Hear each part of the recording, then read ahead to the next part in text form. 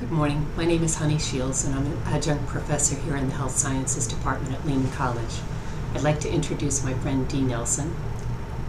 Dee is a writer. She has been a professional writer for many years, and I've asked her to join us today to help us to demystify a bit of writing skills. So, is it okay for me to start, Dee? Sir, Welcome. thank you. I'm very happy to be here. Although I'm a little scared of video, I'm used to being a ghost, and so. Well, you're not a ghost here, and I hope you don't become one. Okay, so how did you choose writing as a career? I actually didn't choose it.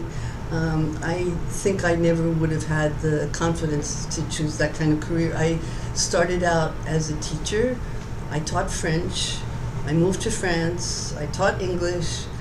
I started translating.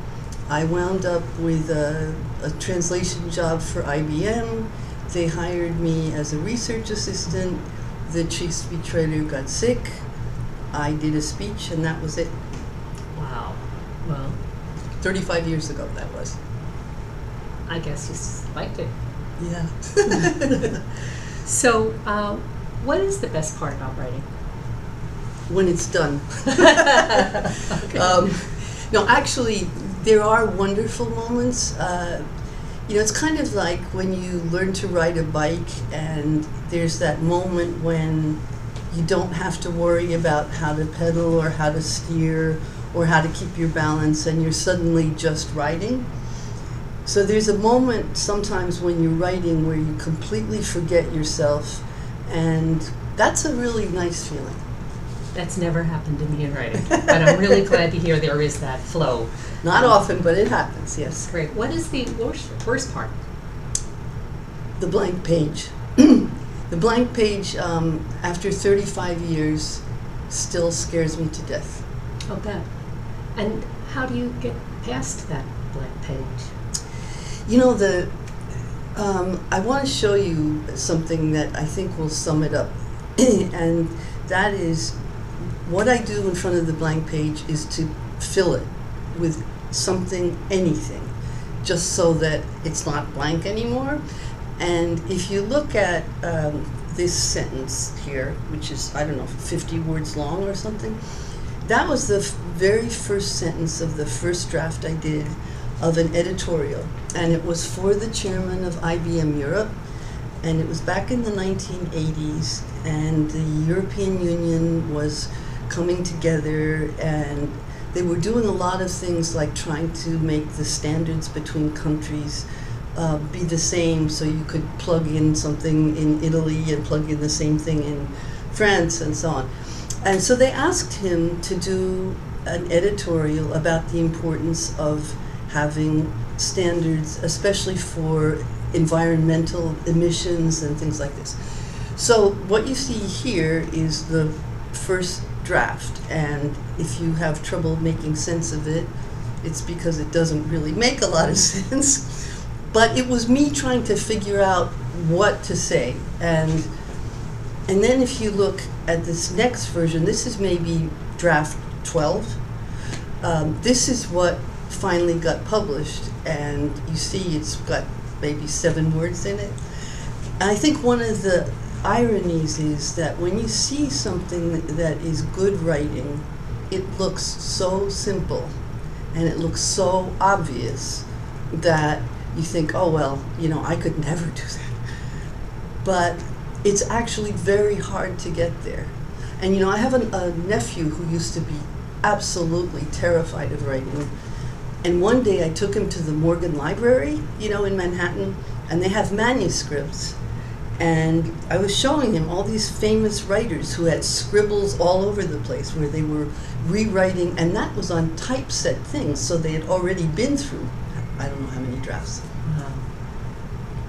I always thought writing came easy for everyone else but me. I really thought I was the only one who couldn't write, that it was so hard, and that I was stupid. And it was amazing to hear you tell me that writing is hard.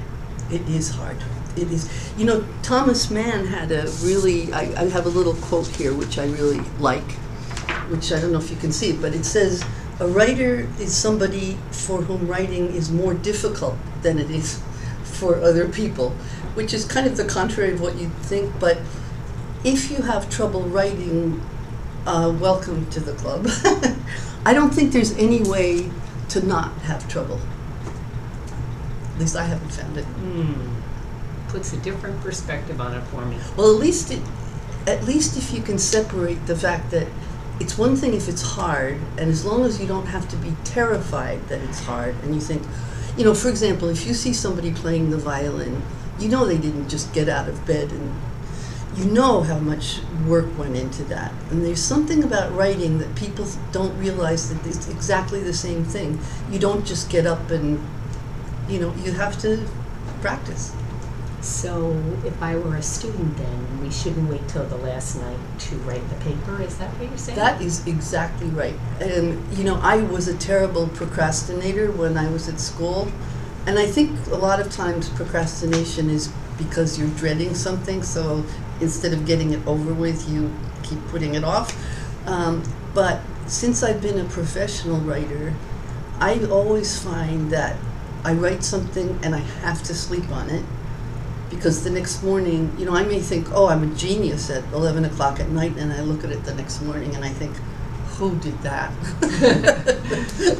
I had nothing to do with I it. definitely identify with that. How do you pick your topics? Well, it's a little unusual, and I'm probably not going to be able to be very helpful here because I have been a writer for executives for 35 years. So basically, they usually choose the topic, or somebody asks them to address a specific topic. But it has happened, you know, for example, once there was an executive at IBM Europe who was given an honorary doctorate, and he was asked to give a speech. And he had never graduated from college, in fact, and he was absolutely terrified. And so I did come up with the topic then, and the way I did that was, he was speaking to a group of people who mainly were the first people in their families to have ever gone to school. And I thought that what he had to give them was knowing that, you know, it's just because there are a lot of people who were lucky to be born into rich families and go to fancy schools, that there's nothing wrong with not knowing. And it was a great speech, actually, for him and for them, I think. It sounds like it. Yeah. Thanks for sharing that. If you had to start a paper and could give some advice to a student on how to start a paper, where would you start? You know, I think what I would do, and I often do this, is, of course, you have to do some research first, or at least typically you do. But I think you have to start and think, well, now what's the point I really want to make here? What, you know, when the person's finished reading my paper, what do I want them to go away with? And a lot of times people, you know, they start writing a sentence and they say, the population of New York City is, and then they go to the internet. When I started, there was no internet, so it was even worse. They go to the internet and they look up the population of New York City, and then it's like, what was my point? So when I write, I say the population of New York City is XXX, and I keep going, and then at the end, I fill in the blanks. Okay. That's good advice. So that's one thing. That's great advice. Do you ever get blocked? Oh, I don't know if I've ever not had a block. Yes, I have, you know, sometimes it's at the beginning, but very often, I'll get halfway through and I'll think, okay, this is the time, I can't do it, it's happened. And it's an awful feeling. The one thing with experience is, you know that the chances are pretty good that somehow you're going to get there, even if you don't know how, you know? How long do you sit at a clip to write? You know, I think it's very important not to sit for too long, because I get up and I walk around, and I like working from home because when I'm stuck, I can wash dishes or I can vacuum or something productive. But I can't keep going for more than a couple of hours without a break. And I don't think, after a while you're really not, at least I'm not accomplishing very much. I'd be sleeping by 2 hours. After 2 hours, Yeah. I'd take a nap. Is there any other advice you might want to give students? Well, I think one thing that's very, very important, and that is writing is actually 2 different processes. And I think when you get blocked, it's because you're trying to do them both at once. So one process is you're trying to get your ideas out. And the other process is to make sure that what you said makes sense. So you kind of have a child part where, they're just going and thinking and imagining, and then, the parent comes in and says, good job, nice try, and then tries to clean up what you did. So when you try to do both of those things, you try to do the thinking and have the perfect expression at the same time. That's very often when you get stuck, because they're almost opposite. One is let yourself go, and the other is, pull yourself back. And you can teach yourself to edit yourself, which sounds impossible, but you can, if you allow yourself to write whatever comes to your mind, and then you go back and you literally look at every word and you think, does this word add anything? For example, if you say, that building is located on the corner of whatever. Well, when you go back, you look and you think, I don't really need located. You can just say the building is on the corner. So you can teach yourself to look at words and say, does that add anything? Does that clarify anything? And that's one thing I think that can help. And the other thing, if you have time, and this for me is almost a religion, I write about a lot of complicated topics, and I usually have no idea what I'm talking about when I start. And I always try to show something to someone who doesn't understand. And at the end, to show it to somebody who does understand, to see if I'm, right or wrong. But to see if, you get to the point where you're so inside your own head, you know what you're talking about, but you can't really tell if somebody else is going to be able to follow it or not. So it's a good idea to say to somebody, does this make sense to you? And the other person will either say, oh, that's just marvelous, or what?